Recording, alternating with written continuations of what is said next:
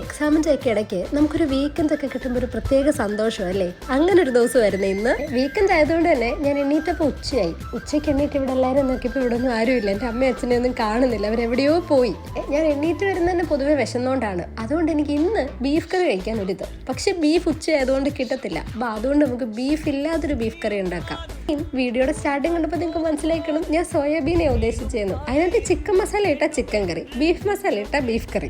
Recipe പ്രത്യേകിച്ച് പറഞ്ഞു തരേണ്ട ആവശ്യമില്ലല്ലോ. ഒരു പാൻ വെക്കുക, എണ്ണ ഒഴിക്കുക, ഉള്ളിയും പച്ചമുളകും കരിയാപ്പിലയും ഇടുക. ഇതിനകത്തിലോട്ട് നമ്മുടെ എല്ലാ പൊടികളും ഇടുക, പിന്നെ കുറച്ച് തക്കാളി ഇട്ടിട്ട് അടച്ചു വെക്കുക. നമ്മൾ മിക്സിക്കകത്തിലോട്ട് പുതിനയിലയും മല്ലിയിലൊക്കെ ആദ്യം ഇട്ട് അടിച്ചില്ലേ, ആ സാധനം എടുത്ത് നമ്മുടെ ആ ഒരു മിക്സിനകത്തിലോട്ട് ഇട്ടിട്ട് സോയാബീനും ഇട്ട് ചൂടുവെള്ളം ഒഴിച്ച് അടച്ചു വെച്ചാൽ മതി. ബീഫ് കറിയോ ചിക്കൻ കറിയോ എന്ത് വേണമെങ്കിൽ കിട്ടും. ഈ നമ്മുടെ ബീഫ് കറി കഴിക്കാൻ നമുക്ക് റൈസ് വേണമല്ലോ. അങ്ങനെ ഞാൻ കുറച്ച് പുലാവ് ഉണ്ടാക്കി. എൻ്റെ കഴിപ്പും കഴിഞ്ഞിട്ടാണ് ഞാൻ അറിയുന്നത് അമ്മ ചോറും കൂട്ടാനും ഒക്കെ ഉണ്ടാക്കി വെച്ചിട്ടാണ് പോയത്.